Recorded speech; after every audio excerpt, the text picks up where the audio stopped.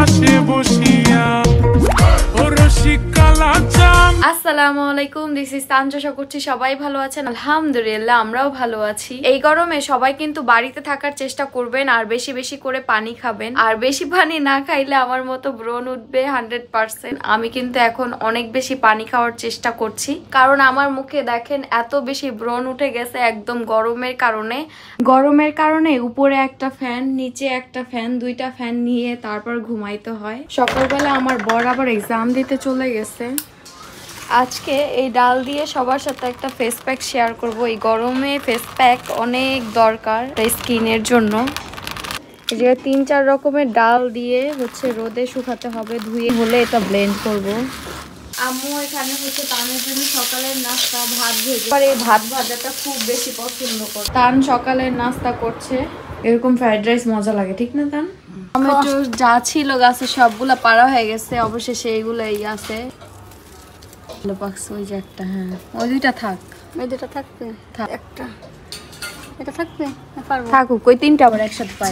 ডিম ডাল রান্না করা হবে না? ডিম দিয়ে ডাল হবে আর হচ্ছে পিউলি মাছ রান্না করা হবে। যদি ভাত হচ্ছে, ভাতটা আম্মু আগে রান্না করে, ভাতের চাউল বসাবো। তো চাচির ভাত এখানে রান্না করা হয় সব সময়। চুলা ধরা গোবরের মুঠি দিছে কতগুলো হবে, এ আর কি এই মনে হয় একদম গলা পর্যন্ত খাওয়াই দিছে।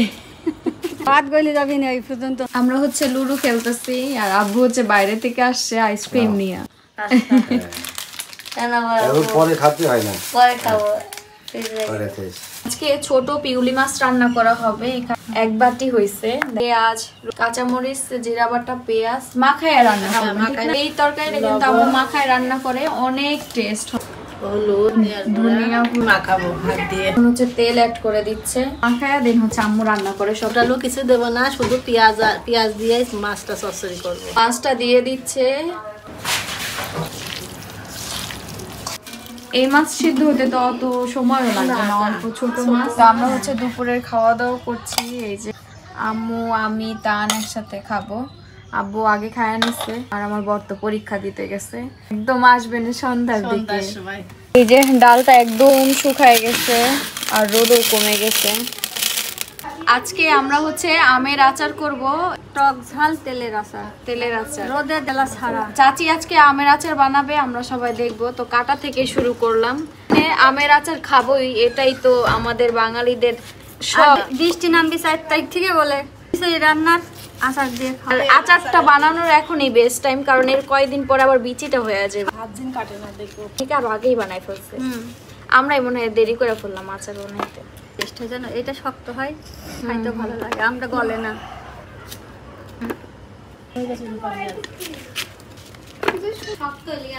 তাই তো খুব অল্প করে সেই রকম।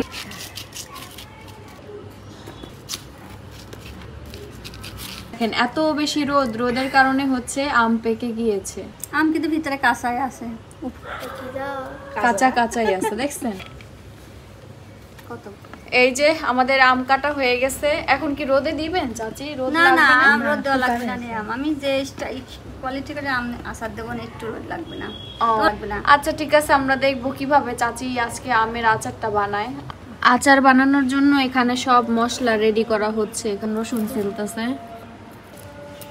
সরিষা আর আদা রসুন একসঙ্গে শিলপাটায় বেটে নেবো। চাচি শিলপাটায় মশলা বেটে নিচ্ছে। এখানে কি কি বাটতে হবে না চাচি? আদা রসুন আর সরিষা।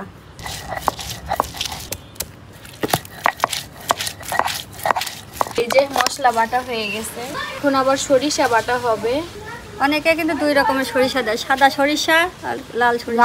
আমার কাছে লাল কালো দুইটা আছে। আচার বানানো দেখার জন্য সবাই কি শিখতেছো? স্নেহা শিখতেছো আচার, লাবিবা শিখতেছো, মাহিও শিখতেছে। 4 ননদ ভাইয়ের বউ একসাথে আমরা শিখতেছি।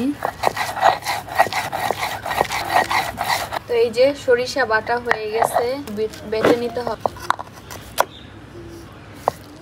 এই যে আমাদের বাটা হয়ে গেছে। এখন হচ্ছে চুলা জ্বালানো হয়ে গেছে, চুলাই গরম করা হচ্ছে। শুকনা মরিচটা আগে হচ্ছে টাইলা নিতে হবে। মরিচ ভাজা হয়ে গেছে, আস্ত ধনিয়া, জিরা, মৌরি, পাঁচফোড়ন, ছোট এলাচ আর হচ্ছে গোলমরিচ ভেজে নেব। বাবা খড়ি নিয়ে আসছে লোকের, দেখেন অভাব। এই যে ভাজা হয়ে গেছে মশলা, এবারে পাটার উপর নিয়ে নিচ্ছে, সবগুলো একসাথে বেটে নেবে। তো এখন হচ্ছে পানি দিয়ে দেওয়া হচ্ছে।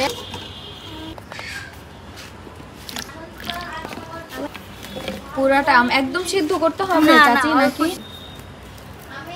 তার জন্য হলুদ, আমটা সিদ্ধ হচ্ছে, ভাব খুব সুন্দর ভাবে হালকা ভাব হয়ে গেছে। কালার থেকে হলুদ। তো আমি পানিটা ঝরাইয়ে 10 মিনিট ঝাঁঝরা ঝুড়িতে রেখে দেবো পানিটা, আমটা শুকানোর জন্য। আমটা এই যে এখানে ধুয়ে নেওয়া হয়েছে, করে ধুয়ে নিল। সরিষা তেল দিয়ে দিল প্রথমেই। সরিষা তেল দিয়ে আচারটা হবে না? হ্যাঁ, সরিষার তেলে আচার হবে। ভাজা মশলাগুলো এখন হচ্ছে শিলপাটায় বেটে নিচ্ছে। দেখেন কুটুসি একটা ছোট্ট শিলপাটা আছে, পাঁচফোড়ন। কড়াইতে পাঁচফোড়ন দিয়ে তেলের সাথে ভেজে নিবে। এখানে হচ্ছে সরিষা বাটা আর হচ্ছে আদা রসুন বাটা দিয়ে হচ্ছে মশলা কিন্তু বাটা হচ্ছে।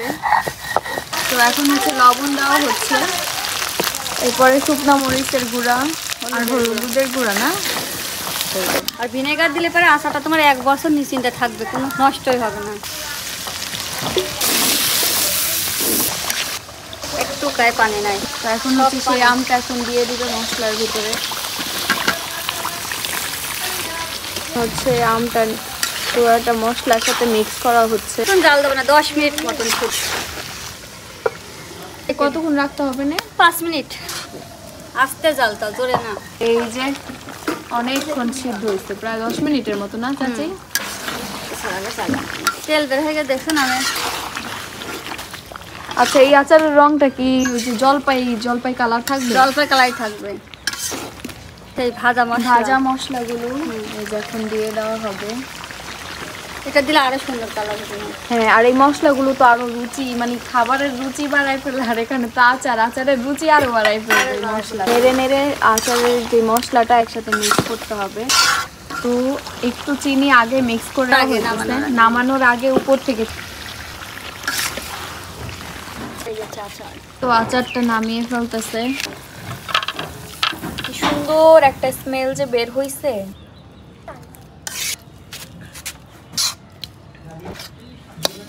এই হচ্ছে আমাদের এবারের বছরের প্রথম আচার। এই যে এইভাবে আচার সবাই বানাতে পারেন, 1 বছর এইভাবে আচার বানিয়ে সংরক্ষণ করা যাবে। আর এই আমটার আচারই বেশি ভালো লাগে, ঠিক না? খিচুড়ি ভাতের সময় বৃষ্টি, বর্ষাকাল সামনে আসছে, বর্ষাকালের জন্য তখন এই আচার একটুখানি ভাত দিয়ে খাওয়া যায়। আর যাদের তেল কম হবে তারা এক্সট্রা তেল, সরিষার তেল আবার গরম করে এর মধ্যে ঠান্ডা করে অ্যাড করা যাবে। আচার আজকে একবেলা রোদে দিয়ে এটা হচ্ছে ব্লেন্ড করা হয়ে যাবে, কারণ একদম ঝরঝরা হয়ে গেছে। এখানে হচ্ছে ফেস প্যাক বানানোর জন্য এটা গুঁড়া করে রেখে দিলে যখন ইচ্ছা ফেস প্যাক বানায় নিয়ে নেওয়া। আমাদের ব্লেন্ড করা হয়ে গেছে। এই ফেস প্যাক বানানোর জন্য একদম মিশানো যাবে না, এরকম একটু গুঁড়ি গুঁড়ি রাখা লাগবে, নয়তো ফেস প্যাকটা ধরে রাখার জন্যই হচ্ছে এটা।